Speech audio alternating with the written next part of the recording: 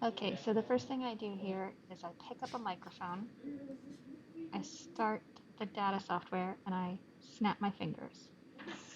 That causes the wave to appear on the screen there. So you can see the big pulse of sound when I snap my fingers appears in red on the screen. Next, I move over to this big long tube and snap my fingers. And this time I get two pulses. So I'm going to go highlight these now so I can see how much time is between those two pulses.